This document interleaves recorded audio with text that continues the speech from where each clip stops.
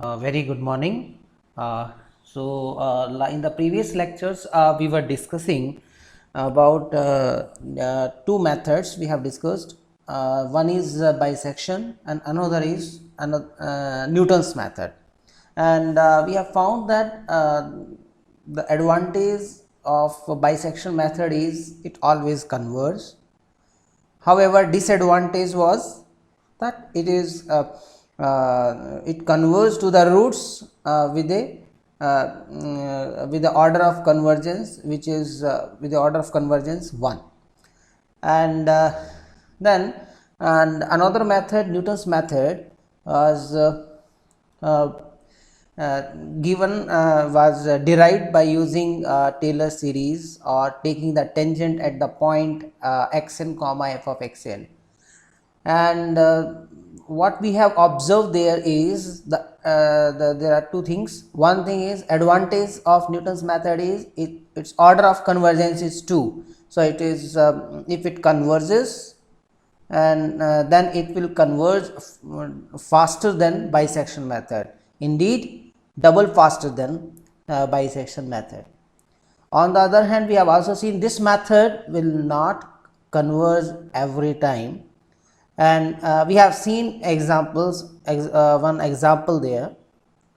Okay, so another disadvantage is you have to be very careful in choosing initial approximation, and that can be handled by using some few steps of bisection method at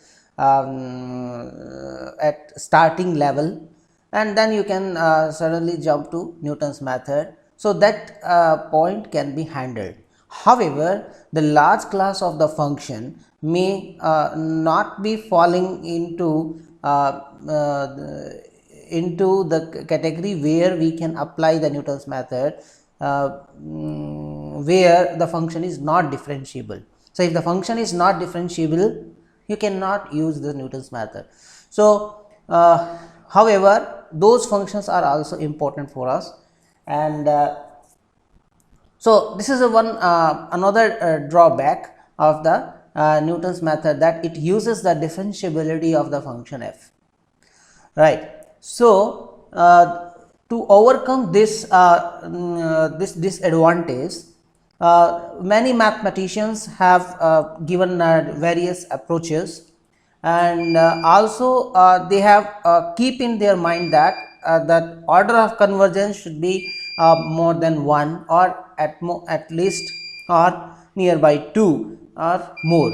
So so among them, one of the mathematician was Stephenson, if I able to recall, by Stephenson, which who have so this the Stephenson called Stephenson's method, who have suggested that you can replace this derivative at xn by an approximation that we can say this is an application of mean value theorem. However, here you will see the complexity of this method, minus f of xn divided by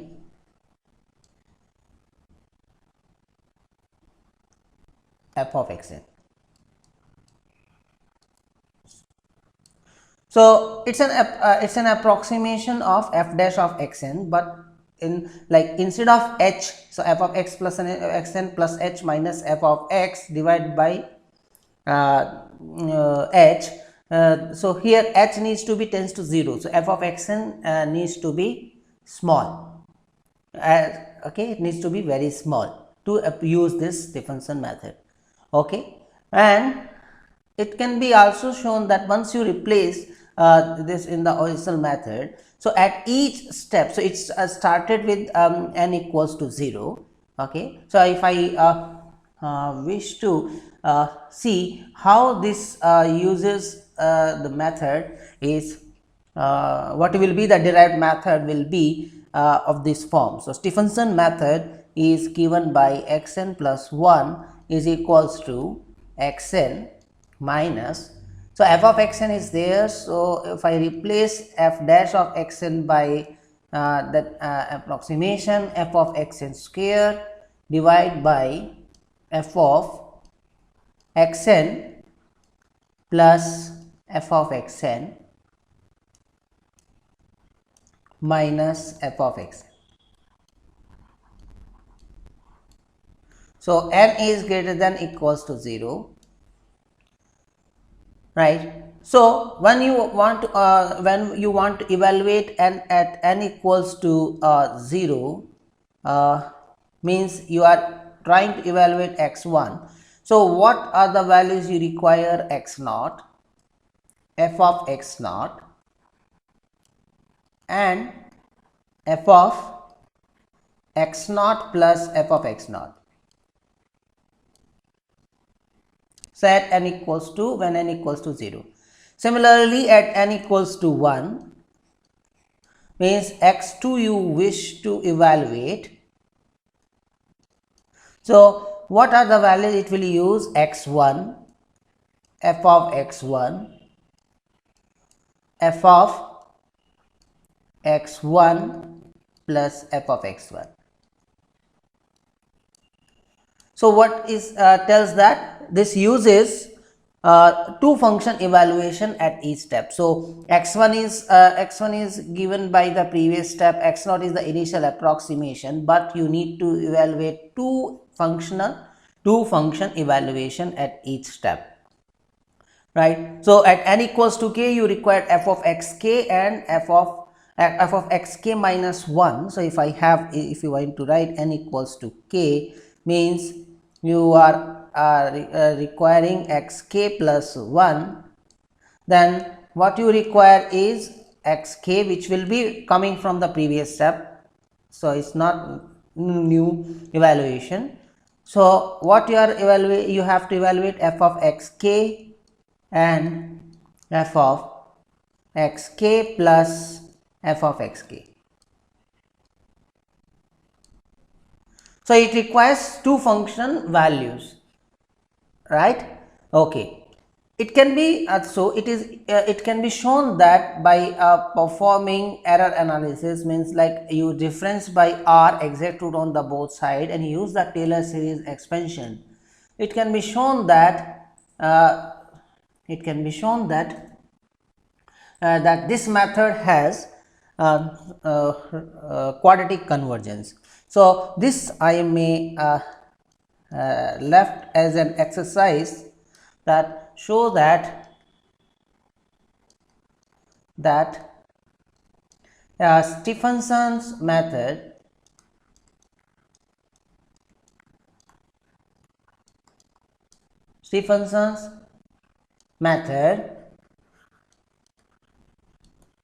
has quadratic convergence.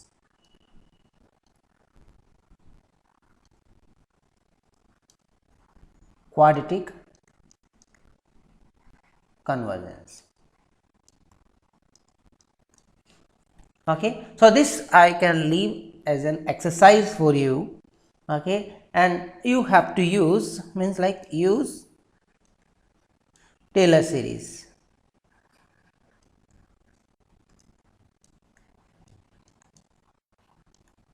So when you wish to use Taylor series and want to perform error analysis, so you need to assume that the function is at least one or two time, at least two time differentiable, and second derivative is continuous, and you start with that assumption.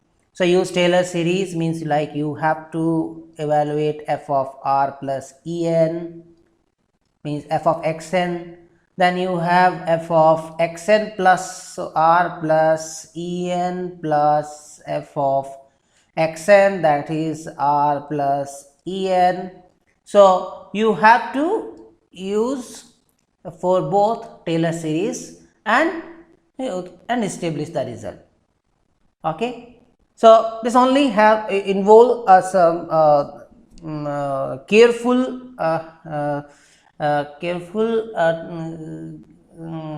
mathematical terms, okay, which you will derive by using Taylor series, and carefully you have to fit the values in the method, and it is not much difficult to establish that result that it has quadratic convergence. What does that mean? Means you need to show that, what is that mean is quadratic convergence means you need to show that En plus 1 is approximately sometimes a constant time En square, that you need to show, or you have, or you can show that En plus 1 is equals to big of En square.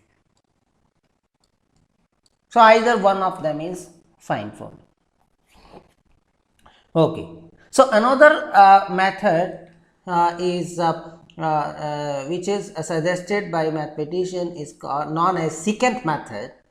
Okay. So what it does is geometrically is, it is indeed replacing, or means that f dash of xn means the tangent at xn by secant line passing through xn.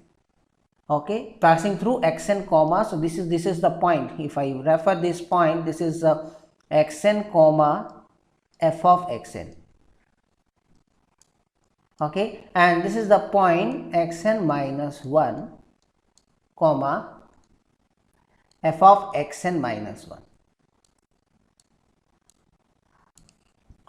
So you can draw the line, the equation of line passing through these two points, and which cuts at xn plus 1 comma 0, at x-axis at x equal to xn plus 1. Okay. So with the help of this means what it's suggesting is f dash of xn is approximated by f of xn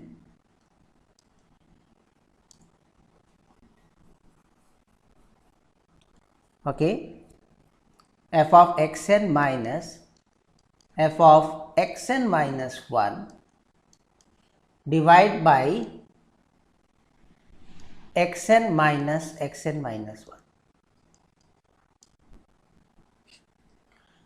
So you replace f dash of xn by this in the Newton's method, that will lead to the secant method. So what will be the simplified form of the secant method is, you have, if you replace, that is xn plus 1 is equals to xn minus f of xn divided by f dash of xn. So that is 1 by f dash of xn is reciprocal of this xn minus 1 time f of xn divided by f of xn minus f of xn minus 1. So by looking at this geometrical representation of this, so for evaluating xn plus 1, it uses the value xn at xn and at xn minus 1. Okay, so if I wish to write it is in a more simplified form, okay, means taking LCM f of xn minus f of xn minus 1, and what will be the simplified form is as follows. So what you have is xn plus 1 is equals to, so x, if you take the LCM and do the simplified version, so what you will get is minus xn minus 1 f of xn divided by f of xn minus 1 xn f of xn minus f of xn minus 1, and you open up the brackets and simplify. So xn f of xn will get cancelled with minus. What you left with is xn minus 1 f of xn minus xn f of xn minus 1 divided by f of xn minus f of xn minus 1. So, here n is starting from greater than equals to 1. Note that, so as you have seen in geometrical representation of this method as well, that for evaluating xn plus 1 you require the value of f at xn and f at xn minus 1, and you need to have ready with your two previous values. Means you can't evaluate x1 by x0. So, you need to for evaluating means you need to start with two values, and then you can means two starting values you require, and then you will evaluate the third value. Then you can keep on doing with this. So, at each step what is happening is, so let's look at like we have seen in Stephenson method as well. Okay. So, you are if you simplify, so this is in simplified form here. So, xn plus 1 is this here. So, at n equals to 1, if you look, okay, at n equals to 1. So, x2 will be looks like this, and it uses the values x0, x1, f of x0, f of x1. So, at the starting you have you need to know x0, x1 and f of x0 value. Sorry. So, you need four values, okay, two function values and two starting initial approximation, okay, first initial approximation and its next approximation, okay. So, but for x3 what you require is, so from the previous step you have x2, x1, f of x1. So, x1, x2, f of x1. So, you need to only evaluate f of x2. So, one function evaluation only only involved, and so on. So, for n equals to 3, so you are already have x2, x3, f of x2 ready. Only you need to evaluate f of x3. So, one more function evaluation. So, at each step you have only one function evaluation, function value, okay, right. So here however in Stephenson method you have seen that you require two function values at each steps. You need to evaluate a function at two different values at every time. Okay. On the other hand, here you need to evaluate only one function value at the current previous step, right? So, this is the major difference, that advantage of secant method here. Okay. So once you have this, so there will be there will be some effect on error part as well. So, let us look at its error analysis and see what will be the order of convergence for this case. Okay, right. So, for looking at the error analysis, so you have this formula here. So, what you will do, you difference by exact value on the both side. So, means minus r on this side and minus r on that side.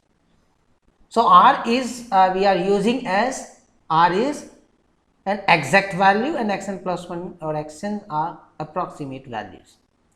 Okay, and we are using that en plus 1 is xn plus 1 minus r, approximation minus exact value, right. So, here so error analysis for secant method will proceed as follows. So, here so we have written here, so en plus 1 is equals to this here, so the right side, and you take the LCM again f of xn minus f of xn minus 1. and use the fact that we are using the fact that we are having this notation En is equals to Xn minus R. So we are using this as a notation for error at nth term or nth approximation or nth step. Okay. So once you apply, once you take the LCM, you will find the following form of En plus 1. So we have the following form of En plus 1. Okay, right. So what we do now next is, so we need to get what it is, means like approximated to the what value, constant multiple of mod En to the power alpha. Okay, so to move further, so what we do is we multiply and divide by xn minus 1. So why we are doing so? Okay, why we are doing so? So we are multiplying and divide by xn minus 1. Okay, so thus means in a single step you will came to know that why we are doing so. So here if I rewrite the above product term in the following fashion, xn minus 1 divide by f of xn minus f of xn minus 1 time, you have, this is the f of xn time En minus 1 minus f of xn minus 1 time En divide by xn minus 1. So now if you look at the first bracket, we know that this is a good approximation of 1 by f dash of xn, right? Or indeed if for large enough n, it is a good approximation of f dash of r. Okay, so it's a good approximation of 1 by f dash of r. So first bracket is a good approximation of 1 by f dash of r. Now note that in the denominator on the second expression, if I add and subtract, so minus r plus r. So what will be the denominator is En minus 1. Okay, and now let's take out En into En minus 1 from the numerator. So if I have that, if I take that outside, okay, if I take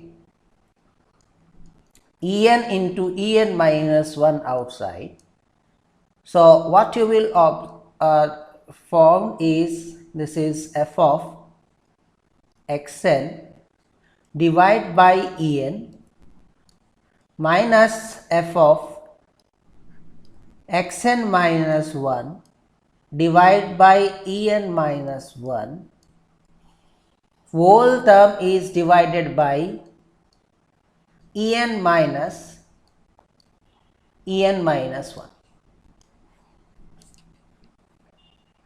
Okay, so now we are going to show that this bracket term, this new bracket term is an approximation of second derivative at r. Okay, thus we are going to show now. Okay, so for doing so, what we are going to use now, again we are going to take the help of Taylor series expansion. Okay, so what is happening here is, so where are we here in the following form? So we just now derived En plus 1 is approximately equals second line, so to this value. So assume that function is differentiable 2 times and second derivative continuous. Then we use the Taylor series expansion for f of xn and f of xn minus 1. Okay, so f of xn is f of r plus en and f of xn minus 1 is f of r plus en minus 1. If you open up by using Taylor series, so you have first f of xn is f of r plus en time f dash of r plus en square by 2 factorial f second derivative at zn, where zn lies between xn and r, lies between xn and r. Similarly, you can use Taylor series expansion for f of xn minus 1, and here zn minus 1 lies between xn minus 1 plus and r. Now, what you require is you need to do the following now. So f of xn you have to divide by en, and f of xn minus 1 you have to divide by en minus 1. Moreover, note that r is the exact root, so this is 0 and f of r is 0 in the both case, and en here taken out and en minus 1 from the here taken out. So if I want to mark it clearly, so f of r is 0, so you will be only remaining with for f of xn in the following form. Similarly, you have for f of xn minus 1, then you divide it by en and you divide it by en minus 1. So what you will have is, so let me write it one more step here. So what I am using is f of r is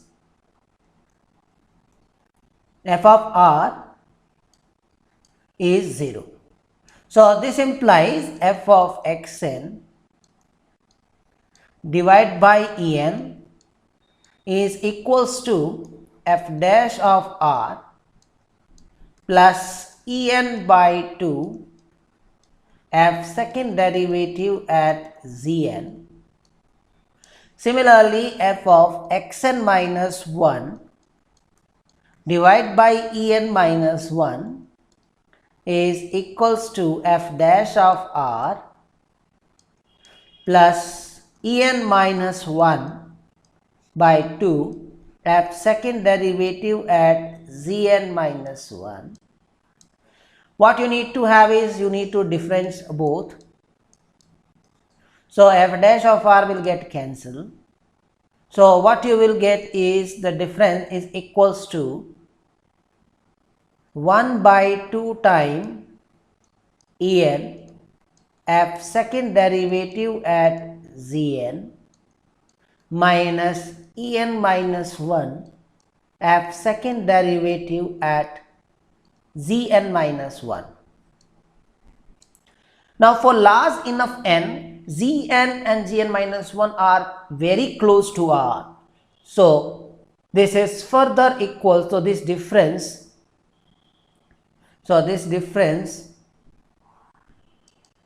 is further approximately equals to 1 by 2 time en minus en minus 1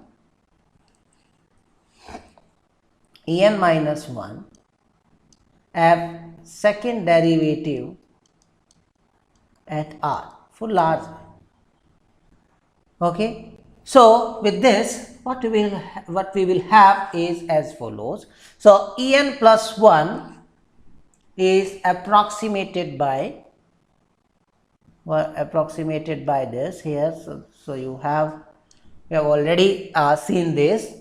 and just now told you that that is further approximated by f second derivative at Gn, and f second derivative Gn minus 1 will be very close to r in approximated in a for a large enough value of n. So that en minus 1 will get cancelled with the denominator, and what you will observe is en plus 1 is approximately equals to c time en minus 1, and what is c value here is 1 by 2 f double dash of r divided by f dash of r. Okay, so now what we are looking for is order of convergence of secant method. So let us assume that there exists constant a and alpha greater than 0 such that this happens. Okay, such that this happens. So alpha will give you the order of convergence and a will be the asymptotic error constant. So we need to determine a and alpha both.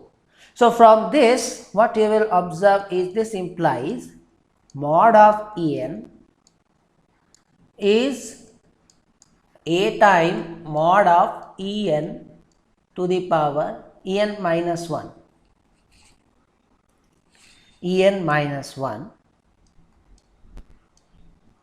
power alpha. Okay, so a is obviously we are having greater than 0. Okay, a is a positive constant.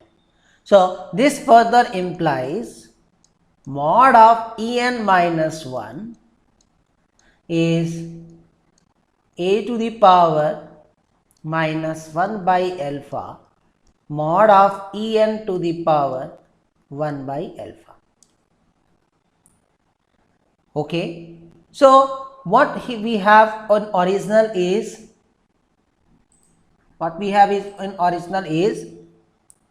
mod of en plus 1, but what we have just now derived is approximately mod c time mod en time mod of en minus 1. So we now know mod of en plus 1 in terms of mod en to the power alpha. Mod en minus 1 also we know in terms of mod of en to the some power. So let's do replacement.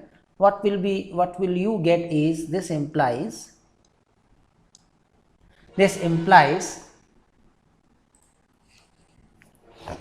so left side is a time mod of en to the power alpha is mod c time mod en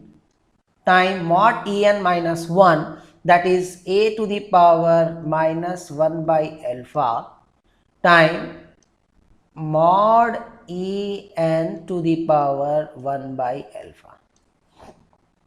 So this further equals to a to the power minus 1 by alpha time mod c time mod en to the power 1 plus 1 by alpha.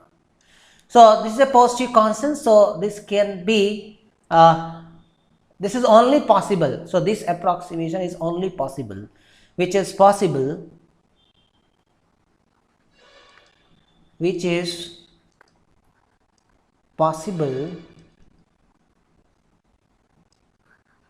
only if a is equals to a to the power minus 1 by alpha time mod c and alpha is equals to 1 plus 1 by alpha. So if you compare both sides, this is only possible when this happens, when these equalities happen.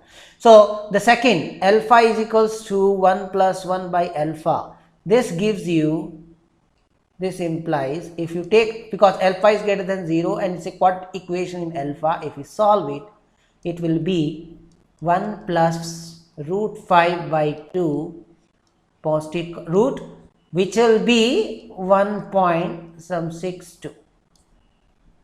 And with the help of this alpha now, you can actually obtain the value of A. So, for